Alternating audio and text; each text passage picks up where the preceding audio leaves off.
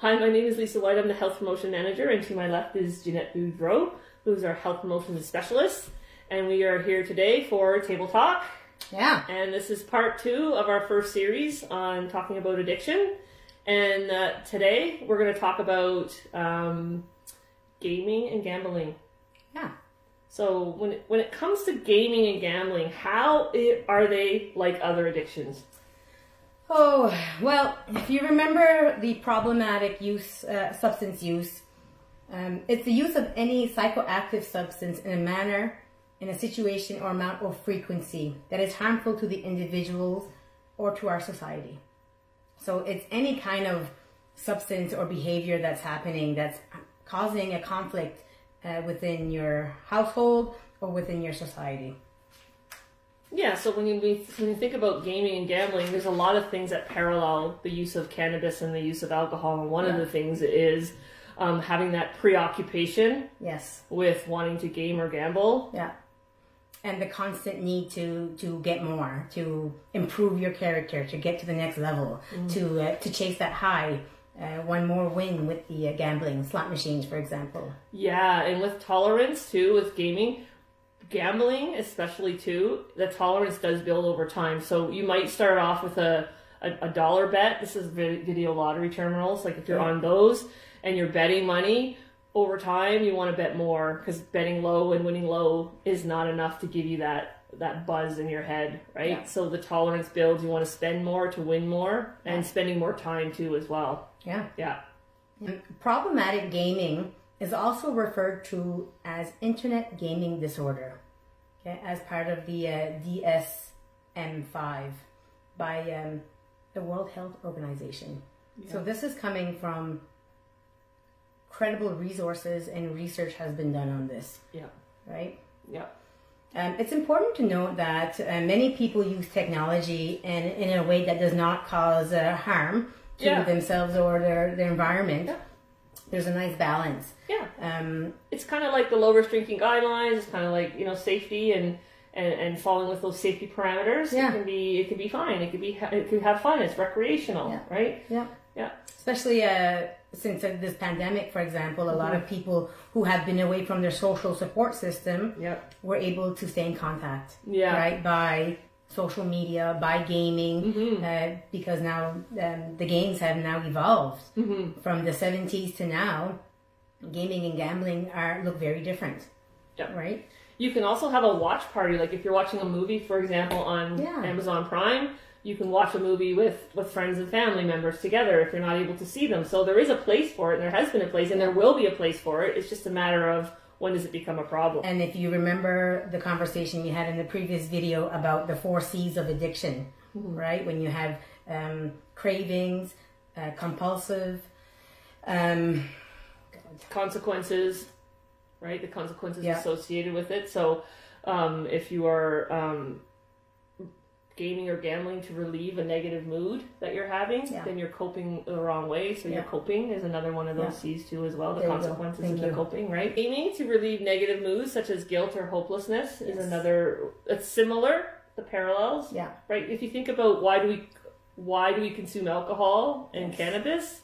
Why do we game and gamble? Right. So some of those. Trying to escape our reality. Yeah. Right? The feelings that we're having in our real life, we can kind of get away from it by submerging ourselves into our video game, right, with others, where you can develop fictional characters, you can make the perfect world that you want, right? Yeah, and also too, you think about Netflix and YouTube. Yes, that's also a part of the getting onto the gaming and things like that. Yeah. They called it something in here. I think it was called digital gaming or video gaming. Yeah, and getting onto those YouTube channels, and I know for me. Like, I've always been a Netflix person. I do like to watch Netflix. Yeah.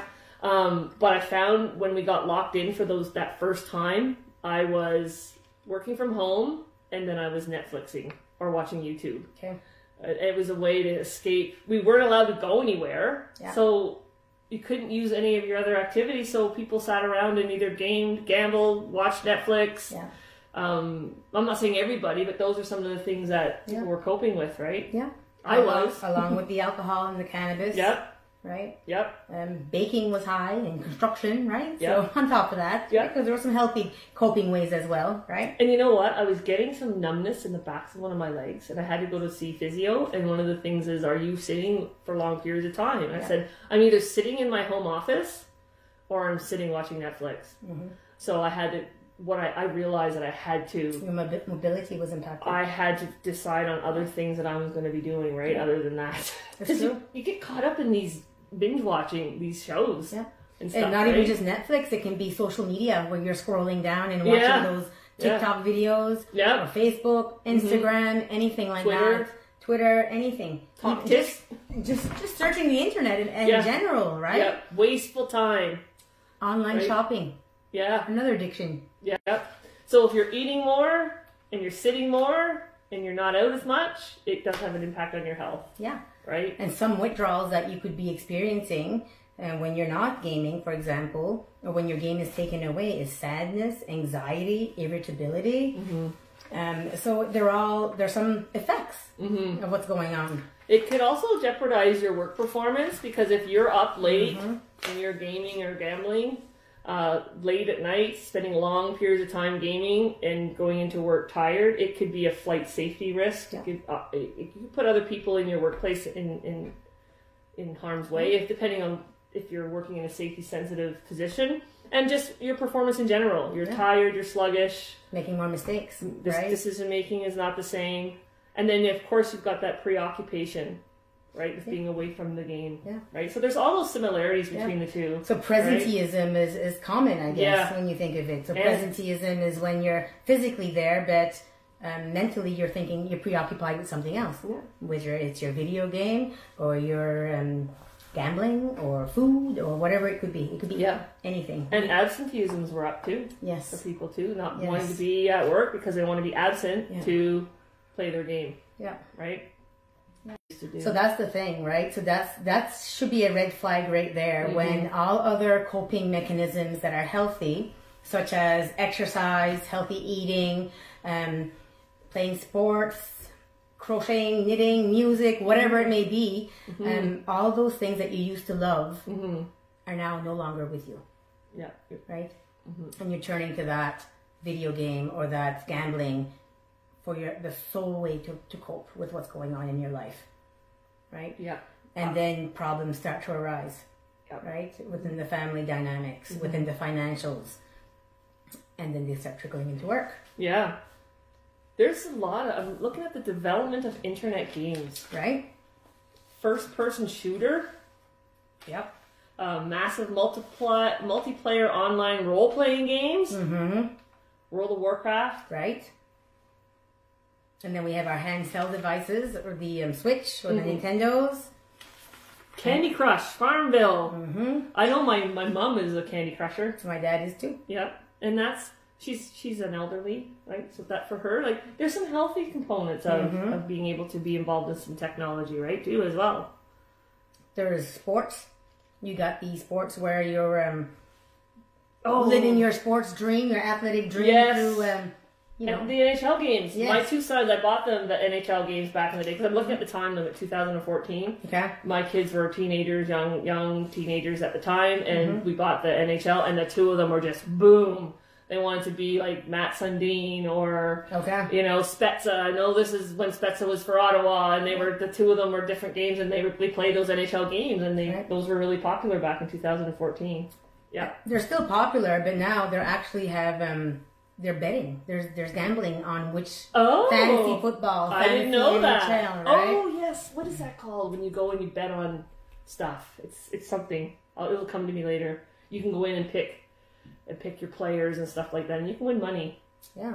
I forget what it's called because fantasy football. Kenny's tried it before, and I think my younger son has tried it once. Before. There's the horse races in Inverness. I don't remember the name of it, but yeah. So there's all kinds of different stuff that are out there. So people are living their, athletic dreams to be a pro athlete through, fantasy football and picking their characters and winning through that. Yeah, it's pro line. Pro line. That's what I knew. I knew it would come to me. It's pro line that they were going on. There you go.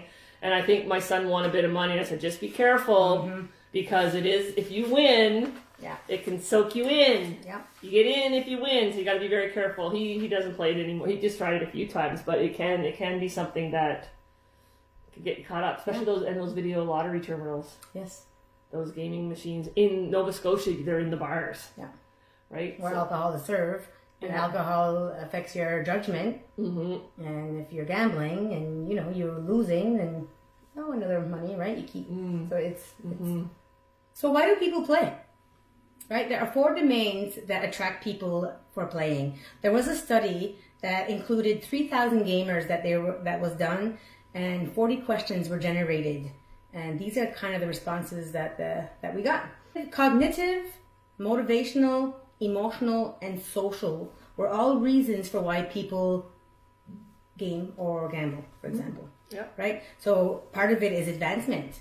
The power and the progression of building your character, of starting from a little house to a village to a city kind of thing, and world domination in some games, right? Like yeah.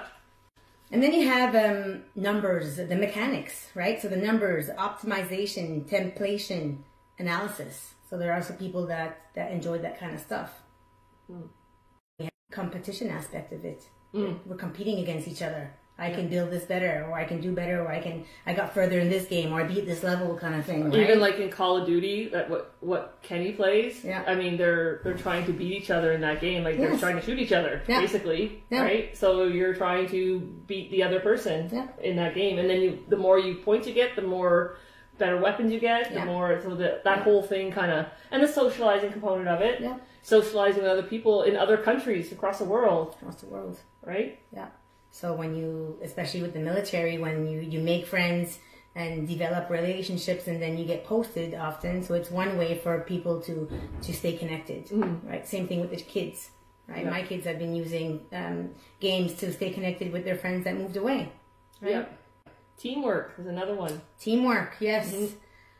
So you're collaborating, you're team building, you're in groups to make achievements kind of thing. Discovery. Okay. Exploration, finding hidden things. Yeah. Right? Role playing is another one. So fantasy football kind of thing.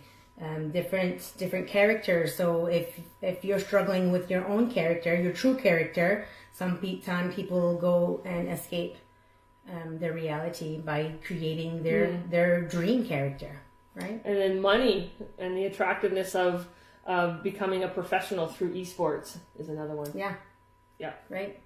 Placing bets and stuff like that. Yeah. When should we be concerned about the warning signs of internet gaming? So there are some warning signs that people should be aware. Again, there are gaming and gambling can be healthy, but it's all about balance. So some warning signs that you kind of want to pay attention to are decreased interest in other activities and achieving goals. Right? So it's very parallel to the other substance use that we've talked about. So if this is only what you're doing is gaming or gambling, and all our other activities and priorities in life are taking a back seat, then you should reconsider that your options, I guess. Yeah, and I think that we captured a lot of this in the psychological component anyway, about in the beginning when we talked about what's the difference between gaming, gambling, and substance use, right? What would be some of the physical signs that you'd notice of people if they were gaming a lot? So if you would, physical signs can be a variety of different things going on in someone's life. But the thing about physical signs is that if you notice a change in their physical appearance, it could indicate that there is something wrong. It may not be addiction, but maybe this person needs some attention. Yeah. In any other form, right? Yeah, absolutely. And so you could approach somebody if you're noticing that. With military members, it could be a dress and deportment. It could be, for anybody, it could be lack of hygiene. Yeah, lack of hygiene, carpal tunnel, right? They're getting issues with their wrist because of all the gaming that they're doing. Sitting for long periods of time, so problems with that. Yeah. You know? Poor physical health and weight gain. Right? So, from all the sedentariness that they're going through. Often when people are gaming, cannabis is involved and munchies are involved. Right? Or alcohol could be consumed too. And alcohol as well. So and tobacco. So there's a lot of things, and it's not promoting an active lifestyle. Right? It's really reinforcing that sedentary lifestyle. So you have those poor eating habits, problems sleeping. Headaches. Yeah. Right, from all that screen time. Yeah. I had a couple bad dreams just because I was watching Wentworth. Okay. Late at night before bed, and then I was going to sleep and I was dreaming I was getting shivved in the middle of the night. Like it doesn't, you don't have time for your mind to settle down, so you can still be playing that game while you're sleeping in your head, right? You're not getting into that REM sleep. Yeah. What about some behavioral signs? Decreased academic performance, whether it's at school, at work, at home, right? Mm-hmm. So you're just noticing a decline in your performance in general. Putting less effort into it. Yeah. Your gap factor is kind of going down. And neglecting other responsibilities. Right? Yeah, in order to keep gaming, right? Keep gaming. And getting that preoccupation with it too, right? And it could impact your work performance. 5 more minutes. And your motivation in work too as well, right? Yeah. Because you're so preoccupied with your game. Not able to quit. Not able to stop. Even when you want to. Even when you want to. Yes. Right? Yep.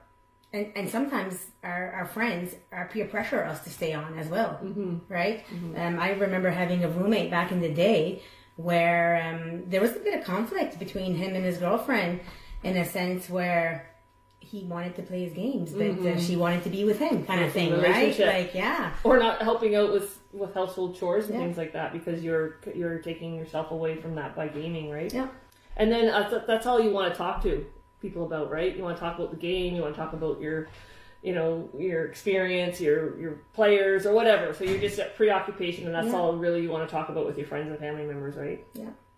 And then you're spending a large portion of your income, your allowance, or whatever it may be, to buy accessories for the game.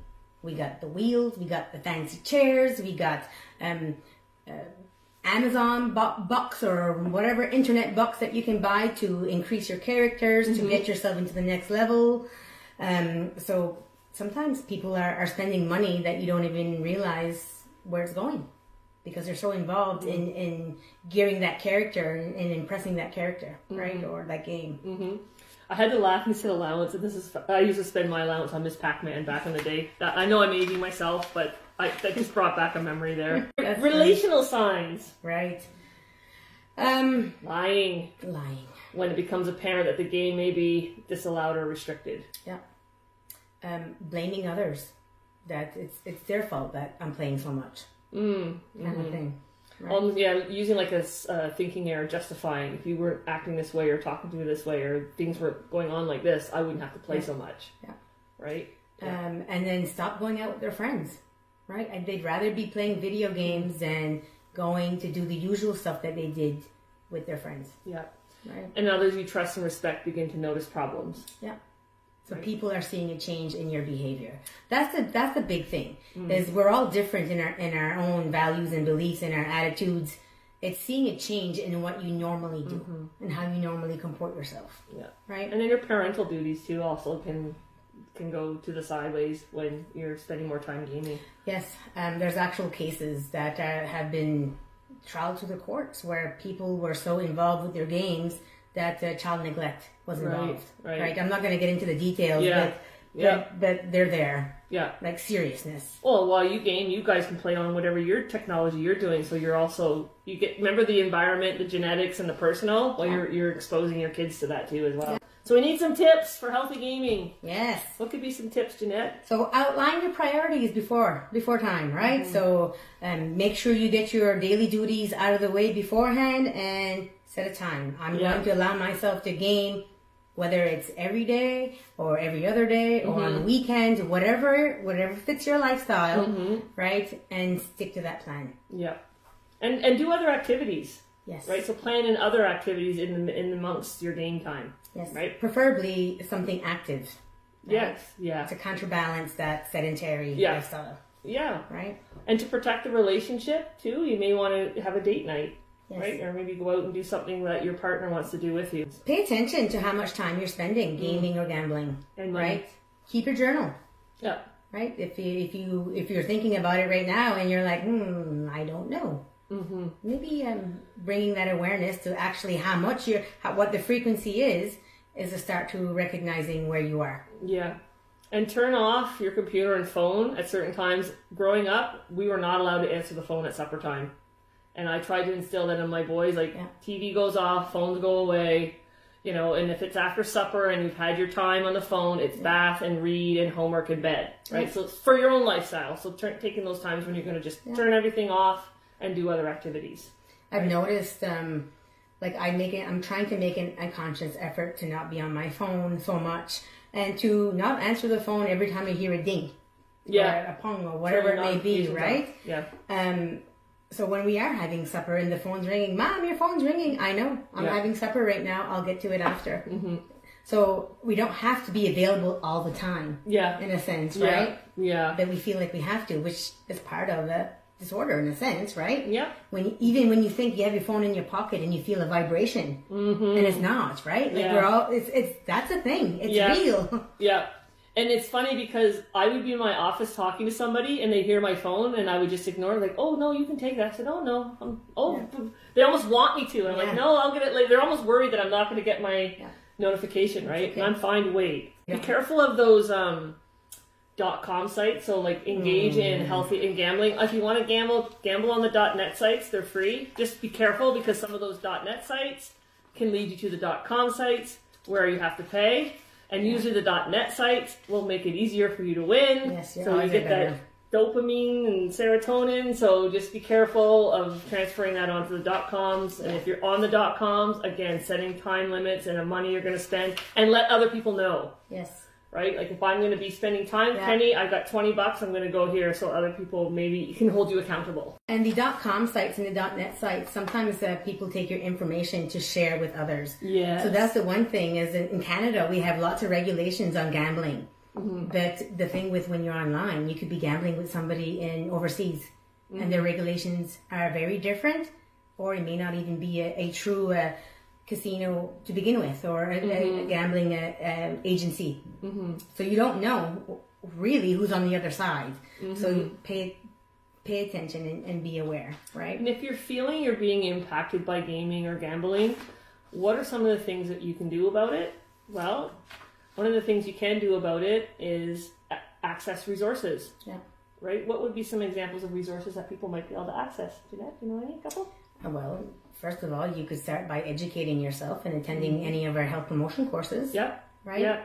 And you can sort of track like you would with alcohol, food, drugs, anything like that. Track how much, when, for how long, and so why. How much money, why, when, where, what, how, all of those things. If you're tracking it, you get an understanding of your pattern and the reasons behind it. Because there could be other things that are the causes of your length of time in gaming. It could be loneliness, it could be with frustration, it could be relationship breakdown, it could be stress, it could be anxiety, it could be worry, it could be fear, it could be loneliness, it could be boredom, it could be a lot of things. Because sometimes if you can address some of those things, then the gaming or the consumption of alcohol or the gambling or those types of things can sort of come down a little bit, right? So you can look at your own self-care. Right? But if that doesn't work, where else could you go? Like if you need more. Talk to your friends, right? So informal resources, and then we have formal resources. So reaching out to your medical team, to your social workers, your counselors, right? And talking about ways to reduce the harms. Right? So contact your mental health. There's local mental health. We'll post some numbers on there. There's CAFMAP, EAP, and things like that. There's those 1-800 numbers that you could call, right, to get some supports put into place. And there's there's Gamblers Anonymous, Alcohol Anonymous. There's all those types of support groups that you can also access. And there is websites in Nova Scotia that can bring you access to those meetings and things like that. So we can provide some of that information for you too as well on our Facebook page. If in any doubt you're not sure where to go, you can contact myself or Ginette through email. I'm Lisa White. I'm the Health Promotion Manager, and you can reach me at lisa.white2@forces.gc.ca, and you can reach Ginette at Ginette.Boudreau@forces.gc.ca. And it's the number 2 for me, not 2 the word for that. There you go. So thanks for tuning in. I hope we were able to provide you with some information on safe gambling and safe gaming, and how games, I guess, the internet games, technology has changed. And again, being aware is a powerful tool. If you have any questions, just let us know. And if you have any ideas for topics, please comment below and we'll see if we can bring different topics to the table. To the table talk! To the table talk. Have a great day, everybody. Bye.